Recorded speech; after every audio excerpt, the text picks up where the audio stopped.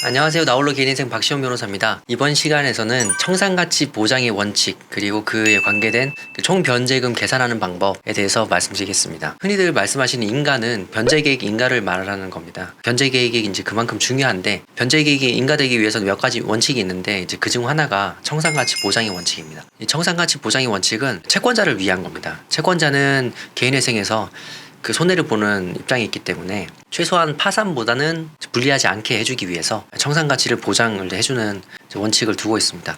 가령 재산이 5천만 원 정도 있는 채무자라고 하면 이 채무자가 바로 지금 파산을 하면 채권자는 5천만 원에 대해서 집행을 할 수 있잖아요. 그런데 회생을 하면 이걸 나눠 갖기 때문에 최소한 5천만 원 이상은 지금 가진 청산가치, 그러니까 파산으로 하면 받을 수 있는 재산액보다는 많이 갚으라 라고 하는 게 이제 개인회생에서의 청산가치 보장의 원칙입니다. 의뢰인분들과 상담을 하면 청산가치 보장의 원칙을 알고 계시는 분들께서 이제 좀 오해를 하시는 게, 만약에 재산이 3,600만 원 있는 분이 그 36개월 동안 100만 원을 변제하면 나 변제금이 그 재산보다 많아요. 그러니까 36개월만 변제하면 되는 거 아닙니까? 라고들 하시는데 그렇지 않습니다. 여기 그 되게 기술적이고 디테일한 부분이 있는데 그 라이프니츠 계수라는 말을 들어들 보신 분도 계실 겁니다. 이게 어떻게 적용되고 왜 적용되는지 설명을 드리겠습니다. 화면을 보면서 말씀을 드리겠습니다. 라이프니츠 수치표를 제가 띄워놨는데 보시면 1이면 0.99, 10이면 9.77, 그리고 30이면 28 이렇게 이제 개월수에 조금 미달하게 이렇게 수치표가 되어 있습니다.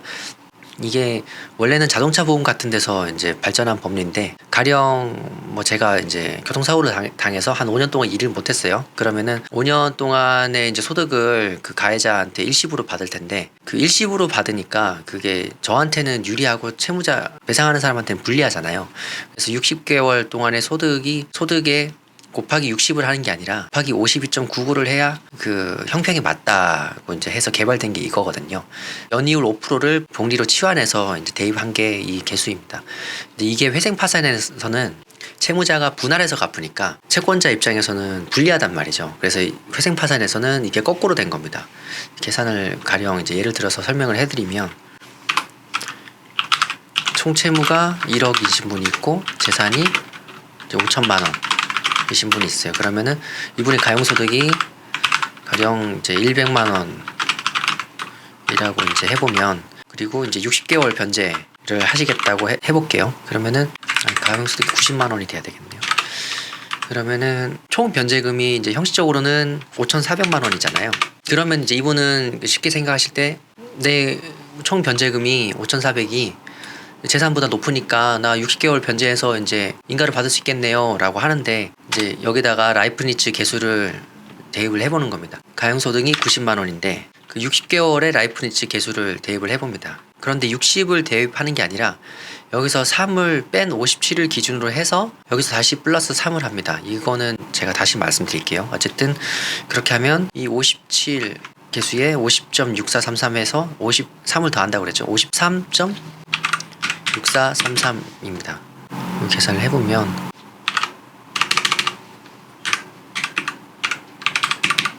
나오죠. 그러면 4,827만 8천 얼마가 나오죠.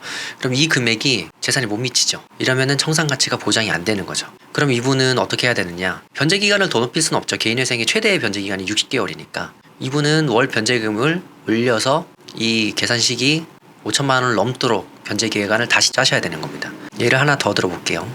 총채무 1억은 그냥 두고요. 3천만 원입니다. 재산이 3천만 원이고 가용소득 역시 이제 90만 원이고 곱해 이게 36개월, 이분은 36개월로 가봅시다. 그러면은 6,240만 원 되죠. 이러면은 언뜻 봤을 때 이제 총 변제금이 재산보다 높으니까 이대로 인가를 받을 수 있을지 이제 라이프니츠 계산을 해서 보면은 36개월이니까 33.36이 될 것 같지만 그게 아니라 3개월을 빼야 된다 그랬죠. 33으로 갑니다. 33에서 이 개수에서 다시 3을 더합니다. 그러면은 33.7719가 됩니다. 곱하기 월 변제금 90만 원을 해보면 이분은 3천만 원이 넘죠. 이 개월수가 적어서 그렇습니다. 그러면은 이분은 이 변제 기간 그대로 인가를 받을 수 있습니다. 근데 여기서 왜 3을 뺐다가 더하고 이러느냐? 접수를 하면 변제 기간이 최초 변제 기간상 이제 3개월 이후를 최초 변제 시점으로 잡습니다. 그런데 이제 인가가 보통 6개월 시점에 난다고 보고요. 이게 물론 뭐 길어지는 경우가 대부분이지만 원칙상 6개월 이후에 난다고 보면은 청산 가치는 이 이제 인가 시점에 산정을 하게 되거든요. 그러면은 접수를 하고 3개월 후에 변제를 시작했으면 이 6개월 되는 시점에는 그 3개월 동안의 변제금이 쌓여 있단 말이죠. 그러면은 채권자 입장에서는 3개월간의 변제금은 받고 시작하는 거예요. 그럼 이 3개월의 이자는 받을 필요가 없는 거죠. 그런데 그 산정 자체는 6개월이니까 그래서 만약 60개월이라고 하면 최초 3개월은 빼고 다만 여기서 3개월은 이자를 계산한 개수가 들어갈 게 아니니까 그냥 정수 3을 더해주는 겁니다.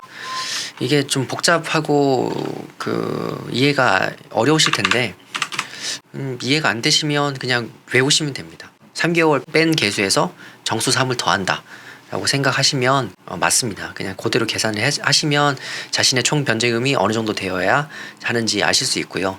혼자 준비하시거나 요건이 되는지를 알아보시는 단계에서는 요 작업을 꼭 하셔야 착오가 없습니다. 이상으로 청산가치 보장의 원칙 중에서 총 변제금을 계산하는 법을 말씀드렸습니다.